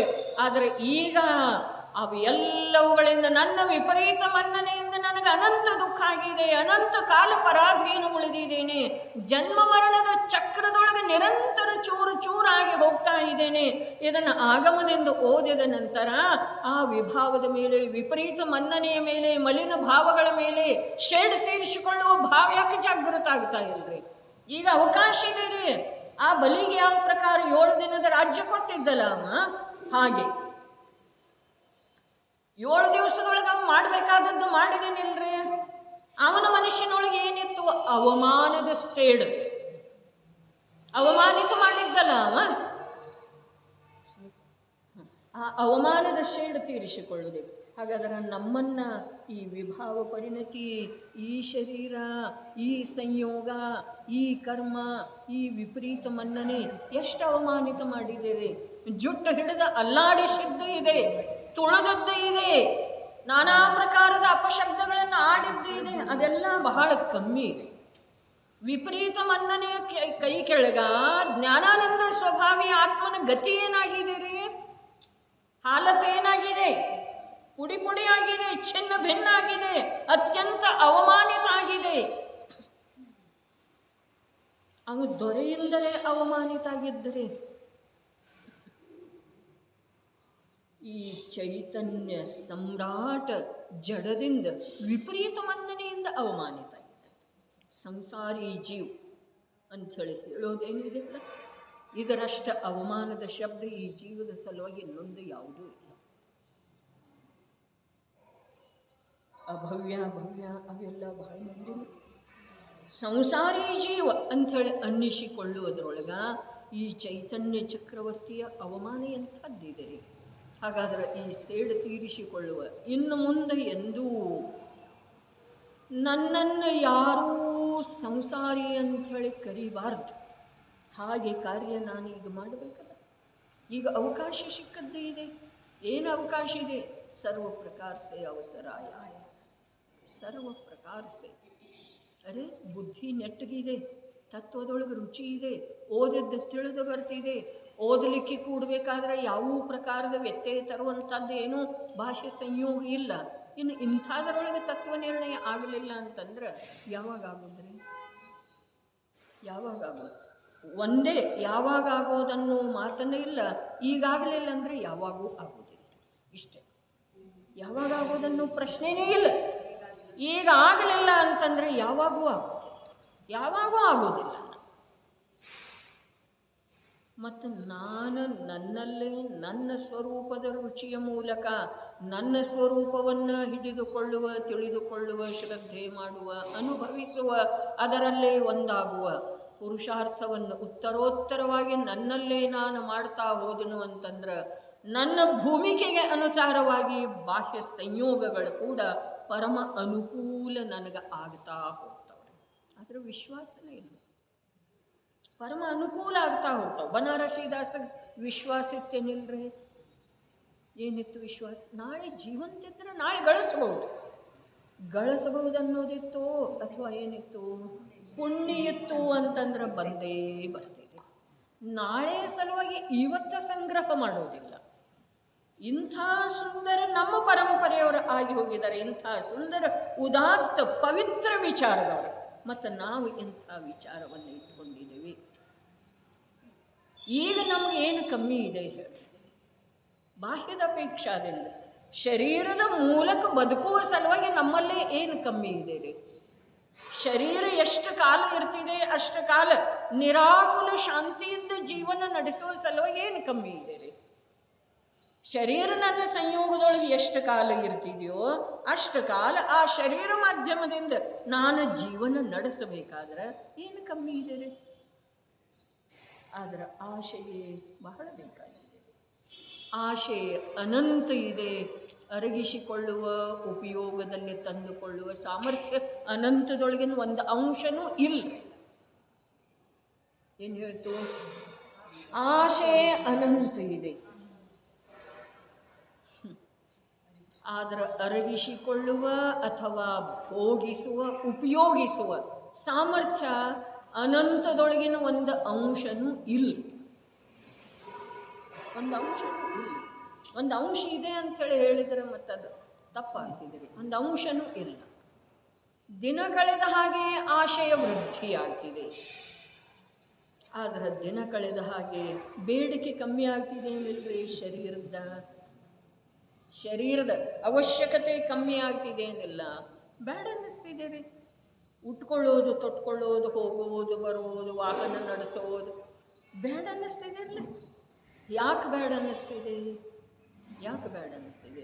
ಅದು ನಿಜವಾಗಿ ನಿಸರ್ಗದ ನಿಯಮ ಇದೆ. ಆದರೂ ಕೂಡ ಆ ನಿಯಮದ ವಿರುದ್ಧ ಈ ಜೀವದ ಅನಾದಿಕಾಲೀನ ಪ್ರವೃತ್ತಿ ಇದೆ, ಅನಾದಿಕಾಲೀನ ಶ್ರದ್ಧೆ ಇದೆ. ನಡೀರಿ, ಈಗ ತಿಳಿತು ಅಂದ್ಕೊಳ್ತೇನೆ. ಪುರುಷಾರ್ಥ ಯಾರು ಮಾಡ್ತಾರೆ? ಪರ್ಯಾಯ ಮಾಡ್ತಿದೆ. ಯಾರದು ಪರ್ಯಾಯ? ಜ್ಞಾನದ್ದೇ ಪರ್ಯಾಯ. ಯಾರ ಸಲುವಾಗಿ ಮಾಡ್ತಿದೆ? ಆತ್ಮನ ಸುಖದ ಸಲುವಾಗಿ, ತನ್ನ ಸುಖದ ಸಲುವಾಗಿ. ಬಡದಾಡ್ತಾ ಇರೋದು ಯಾವುದ್ರೆ? ಕಷ್ಟಕ್ಕೆ ಗುರಿ ಆಗ್ತಾ ಇರೋದು ಯಾವ್ದ? ವರ್ತಮಾನ ಜ್ಞಾನನಲ್ಲ, ವರ್ತಮಾನ ಚೈತನ್ಯ ಸಾಮರ್ಥ್ಯನಲ್ಲ. ತ್ರಿಕಾಲಿ ಧ್ರುವ ಆತ್ಮ ಏನು ದುರ್ಗತಿಗೆ ಹೋಗೋದಿಲ್ರಿ. ಹಾಗಾದ್ರೆ ನಾವು ಅಲ್ಲೇ ಸದ್ಗತಿ ಒಳಗೆ ಇರ್ತಾನ. ಅವನು ದುರ್ಗತಿಗೆ ಹೋದ್ರೂ ಅವನಿಗೇನು ಬಾಧೆ ಆಗೋದಿಲ್ಲ. ಭೋಗಿಸೋದು ಯಾವುದ? ಪರ್ಯಾಯ. ಹಾಗಾದರೆ ಪುರುಷಾರ್ಥ ಯಾರು ಮಾಡಬೇಕು? ಆ ಪರ್ಯಾಯ, ಆ ಭೋಗದಿಂದ, ಆ ದುಃಖದಿಂದ ಬೇಸತ್ತ ಪರ್ಯಾಯನ ಈ ಪ್ರಕಾರದ ಪುರುಷಾರ್ಥ ಮಾಡಬೇಕು. ಮಾಡಿದ ನಂತರ ಏನಾಗ್ತಿದೆ ರೀ? ಅದಕ್ಕೆ ಬೆಳಕಾದರೆ ಬುದ್ಧಿಯೊಳಗೆ ತಿಳಿದು ಬರ್ತಿದೆ, ಅರೇ ನಾನು ಪೂರ್ಣ ಇದ್ದೇನಲ್ಲ. ತನ್ನನ್ನು ತಾನು ಜಯಿಸುವುದಿದೆ, ತನ್ನನ್ನು ತಾನು ಜಯಿಸುವುದಿದೆ. ಬೆಳಗ್ಗೆ ಎದ್ದು ಕೂಡಲೇ ನಾವು ನಮ್ಮ ಶರೀರವನ್ನು ನಾವು ಶುಚಿರ್ಭೂತ ಮಾಡ್ತೇವಲ್ಲ, ಎಲ್ಲ ಕೈಯ, ಕಾಲ, ಮುಖ, ಬೆನ್ನ ಏನೇನು ಸಾಧ್ಯ ಇದೆ ಎಲ್ಲವನ್ನು ಅದೇ ಪ್ರಕಾರ ಜಾಗೃತವಾದಂಥ ಜ್ಞಾನ ತನ್ನ ಅಂಶದೊಳಗ ಉಳಿದಿರುವಂಥ ಅಶುದ್ಧತೆಯನ್ನು ತೆಗೆದುಹಾಕುವ ಪ್ರಯತ್ನ ಮಾಡುವುದರ ಹೆಸರೇ ಮೋಕ್ಷ ಮಾಡ್ತಿದೆ. ಮತ್ತು ಆ ಕಾರ್ಯ ಎಲ್ಲ ಮುಗಿದ ನಂತರ ಅದು ವಿಜಯಿ ಸ್ನಾನ ಆದ ನಂತರ ಒಗೆದ ಬಟ್ಟೆ, ಶುಚಿರ್ಭೂತ ಇರುವಂಥ ಬಟ್ಟೆ, ಇಸ್ತ್ರಿ ಮಾಡಿದ ಬಟ್ಟೆ ಹಾಕೊಂಡ ನಂತರ ಸ್ವಲ್ಪ ಸಮಯ ಸಮಾಧಾನ ಅನ್ನಿಸ್ತಿದೆ ನಿಲ್ರಿ. ಇದು ದೃಷ್ಟಾಂತ. ಅಲ್ಲಿ ಅವನಿಗೆ ಎಲ್ಲ ತನ್ನೊಳಗಿರುವಂಥ ದೋಷ ಎಲ್ಲ ಹೊರಟು ಹೋದ ನಂತರ ಅದು ಸಂತೋಷ, ಸುಖಿ, ಪೂರ್ಣ, ವಿಜಯಿಯಾಗಿ ವರ್ತಿಸ್ತಿದ್ದೀರಿ. ಯಾವುದ ಜ್ಞಾನ ಇದು ತಿಳಿತು ಅಂಥೇಳಿ ಹೇಳಿ ಮುಂದಿನ ಪುಟಕ್ಕೆ ಹೋಗೋಣ. ಪೂರ್ಣ ಜ್ಞಾನವು ವಿಜಯಿಯಾಗಿ ವರ್ತಿಸುತ್ತಿದೆ ಅಂಥೇಳಿ ಹೇಳಿದರೆ ಅಂದರೆ ವರ್ತಿಸ್ತಾ ಇರ್ತಿದೆ. ಅದು ವರ್ತಮಾನದೊಳಗೆ ಪ್ರತಿ ಸಮಯಕ್ಕೆ ಅದಕ್ಕೆ ಇನ್ಯಾರೂ ಬಾಧೆ ಇಲ್ಲ. ಯಾವ ಶಕ್ತಿವಂತ ಸಮ್ರಾಟ ಅದನೋ ಅವನ ಗೊಡವಿಗೆ ಯಾರು ಬರ್ತಾರೆ? ಚಕ್ರವರ್ತಿಯನ್ನು ಎದುರಿಸಲಿಕ್ಕೆ ಯಾರು ಎದುರು ನಿಲ್ಲುತ್ತಾರೆ? ಇಲ್ಲವೇ ಇಲ್ಲ. ಅದೇ ಪ್ರಕಾರ ಪೂರ್ಣ ವಿಜಯಿಯಾಗಿ ವರ್ತಿಸ್ತಾ ಇರುವಂಥ ಜ್ಞಾನಕ್ಕೆ ಯಾವೂ ಅಶುದ್ಧತೆ, ಯಾವೂ ಕರ್ಮ, ಯಾವೂ ಸಂಯೋಗ, ಮೂರು ಲೋಕದ ಯಾವ ಪದಾರ್ಥದ ಜ್ಞಾನ ಆದ್ರೂ ಕೂಡ ಯಾವುದೇ ಪ್ರಕಾರದ ವಿಕಾರ ಉತ್ಪನ್ನನಾಗೋದಿಲ್ಲ. ಅದು ವರ್ತಿಸ್ತಾನೆ ಇರ್ತಿದೆ. ಏನ? ಜಯಶಾಲಿಯಾಗಿ ಪೂರ್ಣ ಜ್ಞಾನ ವಿಜಯಿಯಾಗಿ ಅನಂತ ಕಾಲದವರೆಗೆ ವರ್ತಿಸ್ತಾ ಇರ್ತಿದೆ. ನಿಂತ ನೀರಿನ ಹಾಗೆ ಇರುವುದಿಲ್ಲ. ಆ ಜ್ಞಾನವು ಉನ್ಮಜ್ಜತ್ ಸಹಜ ಪರಮ ಆನಂದ ಸರಸ. ಆ ಜ್ಞಾನವು ಸ್ವಾಭಾವಿಕವಾಗಿ ಪ್ರಕಟವಾಗುವಂಥ ಪರಮಾನಂದದಿಂದ ಸರಸ ಎಂದರೆ ರಸಪೂರ್ಣವಾಗಿದೆ. ಹಣ್ಣು ಇರ್ತಿದೆ ಅಲ್ಲ, ಸೇಬು ಇರ್ತಿದೆ, ದಾಳಿಂಬೆ ಇರ್ತಿದೆ, ಅಥವಾ ಮಾವಿನ ಹಣ್ಣು ಇರ್ತಿದೆ, ಅದು ಪೂರ್ಣ ರಸ. ದಾಳಿಂಬೆ ಕಾಳು ಹೇಗದವು? ಪೂರ್ಣ ರಸ ತುಂಬಿದ್ದು. ಮತ್ತು ಒಂದು ಕಡೆಗೆ ಅದು ಇನ್ನೂ ಕಾಳು ಬಲ್ತಿಲ್ಲ, ಅದರೊಳಗೆ ರಸನ ಇಲ್ಲ, ಒಗರು ಇದ್ದಾವೆ. ಹೀಗೆ ಇಲ್ಲವೇ ಇಲ್ಲ. ಇಲ್ಲೇನಿದೆ? ಸರಸ, ಪೂರ್ಣ ರಸದಿಂದ ತುಂಬಿ. ಹಾಸನದೊಳಗೆ ಸಿಗುವಂಥ ಆಹಾರ ಹೇಗಿದೆ? ತೃಪ್ತ ನಾಲಿಗೆಯನ್ನು ತೃಪ್ತ ಮಾಡ್ತಿದೆ, ಮನಸ್ಸನ್ನು ತೃಪ್ತ ಮಾಡ್ತಿದೆ, ಶರೀರವನ್ನು ತೃಪ್ತ ಮಾಡ್ತಿದೆ. ಹೌದು ಅಥವಾ ಇಲ್ಲರಿ? ವಿಧ ವಿಧದ ವ್ಯಂಜನಗಳ ಯಾವುದರ ಸಲುವಾಗಿದ್ದಾವೆ? ಹಿಂದೊಮ್ಮೆ ಬೆಳಗಾವಿದೊಳಗೆ ಸ್ವಾಧ್ಯಾಯದಲ್ಲಿ ಬಂದದ್ದು ರುಚಿಕರವಾದಂಥ, ಜೈನರ ಮನೆಯಲ್ಲಿ ರುಚಿಕರವಾದಂಥ ಆಹಾರ ತಯಾರಾಗ್ತದೆ. ಯಾಕೆ ಅಂತಂದ್ರೆ ಆಹಾರದ ರುಚಿಯನ್ನು ಬಿಡುವ ಸಲುವಾಗಿ ಅಥವಾ ತೃಪ್ತಾಗಿ ಬಿಡುವ ಸಲುವಾಗಿ. ಇನ್ನೇನು ಮತ್ತೆ ಆಶೆ ಉಳಿಯುವುದು ಇದರ ಸಲುವಾಗಿ ಇದೆ ರೀ. ಎಲ್ಲ ಪ್ರಕಾರ ತಿಂದ ನಂತರ, ಮನಸೋಕ್ತ ತಿಂದ ನಂತರ, ಆರೋಗ್ಯಕ್ಕೆ ಅನುಕೂಲವಾಗಿ ತಿಂದ ನಂತರ ಮತ್ತೇನು ಉಳಿತಿದೆ ರೀ? ರುಚಿ ಮತ್ತೇನು ಬೇಕಂಥೇಳಿ ಆಶೆ ಉಳಿತಿದೆ ಹೇಳ್ರಿ. ರಸನೇಂದ್ರಿಯವನ್ನು ಜಯಿಸುವ ಸಲುವಾಗಿ ಸರಸ ಆಹಾರ ನಮಗೆ ಸಿಕ್ಕುತ್ತಿದೆ. ರಸನೇಂದ್ರಿಯವನ್ನು ಮತ್ತು ಚುರುಕುಗೊಳಿಸುವ ಸಲುವಾಗಿ ಅಥವಾ ಬೆಳೆಸುವ ಸಲುವಾಗಿ ಅಲ್ಲ, ಅದರ ಸಾಮರ್ಥ್ಯವನ್ನು, ಅದರ ಕಡೆಗಿರುವಂಥ ಆಸಕ್ತಿಯನ್ನು ಸರ್ವಥಾ ಸ್ವಲ್ಪ ಸಮಯವೇ ಬಿಟ್ಟುಕೊಡುವ ಸಲುವಾಗಿ ನಮಗೆ ಸರಸ ಆಹಾರ ಸಿಕ್ಕುತ್ತಿದೆ ರೀ. ತಿಳ್ಕೊಳ್ಬೇಕು. ಆ ಜ್ಞಾನ ಹೇಗಿದೆ? ಸ್ವಾಭಾವಿಕವಾಗಿ ಪ್ರಕಟವಾಗುವಂಥ ಪರಮಾನಂದದಿಂದ ಸರಸ ಅರ್ಥಾತ್ ಪರಮಾನಂದದ ರಸ ತುಂಬಿದ್ದು ಇದೆ. ಪರಮ ಆನಂದದ ರಸದಿಂದ ತುಂಬಿದ್ದು ಇದೆ. ಯಾವುದ? ಜ್ಞಾನ. ಇನ್ನೇನು ಮಾಡುವುದಿದೆ? ಮಾವಿನ ವೃಕ್ಷ ನೆಟ್ಟಿದ್ದೇವೆ, ಅದನ್ನು ಕಷ್ಟಪಟ್ಟು ಬೆಳೆಸಿದ್ದೇವೆ, ಅದರಲ್ಲಿ ಎಷ್ಟು ಬರಬೇಕೋ ನಮ್ಮ ಇಚ್ಛೆ ಎಷ್ಟಿತ್ತಲ್ಲ ಅದಕ್ಕಿಂತ ಅಧಿಕ, ಆ ಹಣ್ಣು ಹೇಗೆ ಇರಬೇಕನ್ನಿಸ್ತಿತ್ತಲ್ಲ ಅದಕ್ಕಿಂತ ರಸವತ್ತು, ನೋಡಲಿಕ್ಕೇನೂ ಸುಂದರ, ರಸನೂ ಅಷ್ಟು ಮಧುರ, ಸಂಖ್ಯೆಯಲ್ಲೇನೂ ಬಹಳಷ್ಟು ಹತ್ತಿದ ನಂತರ ನಮಗೆ ತೃಪ್ತಿ ಆಗ್ತಿದೆ ಏನಿಲ್ಲರಿ ಆ ಮಾವಿನ ವೃಕ್ಷವನ್ನು ನೋಡಿದ ನಂತರ. ಹಾಗೆ ಈ ಜ್ಞಾನ ಹೇಗಿದೆ? ಪರಮಾನಂದ ರಸದಿಂದ ತುಂಬಿದ್ದೀರಿ. ಸರಸ ತುಂಬಿಕೊಂಡಂತೆ ಇದೆ ಜ್ಞಾನ. ವಿಜಯಿ ಯಾವುದಿದೆಯಲ್ಲ ಆ ಜ್ಞಾನ. ಅದಕ್ಕೆ ಯಾರು ಶತ್ರು ಇಲ್ಲ, ಮತ್ತು ಅನುಭವಿಸಲಿಕ್ಕೆ ಅದರಲ್ಲೇ ಕಮ್ಮಿ ಏನೂ ಇಲ್ಲ. ಆನಂದ, ಪರಮಾನಂದದ ರಸ ತುಂಬಿದ್ದೀರಿ. ಇನ್ನು ಯಾವುದರ ಸಲುವಾಗಿ ಏನು ಮಾಡ್ತಿದೆ ಅದಕ್ಕೆ ಅದು ಕೃತಕೃತ್ಯ ಇದೆ. ಆ ಜ್ಞಾನವು ಸ್ವಾಭಾವಿಕವಾಗಿ ಪ್ರಕಟವಾಗುವಂಥ ಪರಮಾನಂದದಿಂದ ಸರಸ ಎಂದರೆ ರಸಪೂರ್ಣವಾಗಿದೆ, ಉತ್ಕೃಷ್ಟವಾಗಿದೆ ಮತ್ತು ಯಾವನು ಮಾಡಬೇಕಾದ ಎಲ್ಲ ಕಾರ್ಯಗಳನ್ನು ಮಾಡಿಬಿಟ್ಟಿದ್ದಾನೆ. ಅರ್ಥಾತ್ ಯಾವನಿಗೆ ಮಾಡಬೇಕಾದುದು ಏನೂ ಬಾಕಿ ಉಳಿದಿಲ್ಲ, ಆ ಪ್ರಕಾರದವನಾಗಿದ್ದಾನೆ, ಆ ಪ್ರಕಾರವಾಗಿದ್ದಾನೆ. ಯಾರ ಆ ಆತ್ಮ. ಇಂಥ ಜ್ಞಾನ ಸಂಪನ್ನ ಯಾವ ಆತ್ಮ ಅದನಲ್ಲ, ಆ ಆತ್ಮ ಕೃತ್ಯ ಏನು ಮಾಡಬೇಕಾಗಿತ್ತೋ ಅದನ್ನೆಲ್ಲ ಮಾಡಿಬಿಟ್ಟೆ ಅಂಥೇಳಿ ಅವನಿಗೆ ಅನಂತ ಸುಖದೊಳಗ ಅನಂತ ಕಾಲದವರೆಗೆ ಇರುವುದರೊಳಗ ಯಾರಿಂದನೂ ಬಾಧೆ ಇಲ್ಲ, ಸ್ವಯಂ ಅವನಿಂದನೂ ಯಾವುದೇ ಶೇಷ ಉಳಿದಿಲ್ಲ. ಈ ಪ್ರಕಾರ ಮೋಕ್ಷ ಪರ್ಯಾಯದ ಸ್ವರೂಪವನ್ನು ಹೇಳಿದರು. ಭಾವಾರ್ಥ ಓದಿಬಿಡ್ತೇನೆ. ನಾಳೆ ಗಾಥಕ್ಕೆ ಹೋಗೋಣ. ಜ್ಞಾನವು ಬಂಧ ಮತ್ತು ಆತ್ಮನನ್ನು ಬೇರೆ ಮಾಡಿ ಆತ್ಮನನ್ನು ಮೋಕ್ಷಕ್ಕೆ ತಲುಪಿಸುತ್ತ ಹಂತ ಹಂತವಾಗಿ ಅವನನ್ನು ಬಂಧದಿಂದ ಬಿಡಿಸಿ ಮೋಕ್ಷದ ಕಡೆಗೆ ತಲುಪಿಸ್ತಾ ಸನಿಹಕ್ಕೆ ಕೊಂಡೊಯ್ತಾ ಇದೆ. 4ನೇ ಗುಣಸ್ಥಾನಕ್ಕಿಂತ 5ನೇ ಗುಣಸ್ಥಾನದೊಳಗೆ ಮೋಕ್ಷದ ಸಮೀಪಕ್ಕೆ ಹೋಗಿದ್ದಾನ್ರಿ ಅವನು. 5ನೇ ಗುಣಸ್ಥಾನಕ್ಕಿಂತ ಭಾವಲಿಂಗಿ ಸಂತಾದಲ ಆ ವೇಳೆದೊಳಗ ಮೋಕ್ಷದ ಇನ್ನೂ ಸನಿಹ. ಯಾವಾಗ ಕ್ಷಪಕ ಶ್ರೇಣಿಯ ಆರೋಹಣೆ ಮಾಡ್ತಾನೋ ಆವಾಗ ಮೋಕ್ಷದ ಇನ್ನೂ ಸನಿಹ. ಯಾವಾಗ ಕೇವಲ ಜ್ಞಾನ ಪ್ರಕಟಪಡಿಸಿಕೊಳ್ಳತಾನೋ ಆವಾಗ ಮೋಕ್ಷದ ಇನ್ನೂ ಸನಿಹ. ಯಾವಾಗ ಯೋಗ ನಿರೋಧ ಮಾಡ್ತಾನೋ 14ನೇ ಗುಣಸ್ಥಾನದಲ್ಲಿ ಆವಾಗ ಇನ್ನೂ ಮೋಕ್ಷದ ಸಮೀಪ. ಮತ್ತು ಯಾವಾಗ 14ನೇ ಗುಣಸ್ಥಾನದ ಅಂತಿಮ ಸಮಯದ ಕೂಡ ಉಲ್ಲಂಘನೆ ಮಾಡ್ತಾನೋ ಆವಾಗ ಸಾಕ್ಷಾತ್ ಮೋಕ್ಷದೊಳಗೆ ಬರ್ತಾನೆ. ಯಾವುದರಿಂದ? ಜ್ಞಾನದಿಂದಲೇ, ಒಂದು ಜ್ಞಾನದಿಂದ. ಅದಕ್ಕೆ ನಮ್ಮದು ನಿಗಾ, ನಮ್ಮದು ದೃಷ್ಟಿ, ನಮ್ಮ ಸಾವಧಾನತೆ ನಿರಂತರ ಜ್ಞಾನದ. ನನ್ನ ಜ್ಞಾನ ಜ್ಞಾನ ಅಂದ್ರನ ಪರಿಣಾಮ ರೀ. ತೊಡರಮಲ್ಲ ಹೇಳಿರಲ್ಲ, ಪರಿಣಾಮವು ಕೆಟ್ಟು ಹೋಗುವುದರ ಭಯವಿರಬೇಕು. ಪರಿಣಾಮವು ಕೆಟ್ಟು ಹೋಗುವುದರ ಭಯವಿರಬೇಕು. ಅದರ ಸ್ಥಾನ ಯಾವುದೇ ಇರಲಿ, ನನ್ನ ಪರಿಣಾಮ ನೆಟ್ಟಗೆ ಉಳಿತಿದೆಯನ, ನನ್ನ ಪರಿಣಾಮ ಆಕುಲ ವ್ಯಾಕುಲ ಆಗ್ತಿದೆಯನ, ನನ್ನ ಪರಿಣಾಮದೊಳಗ ಸಂಯಮ ಉಳಿತಿದೆಯನ.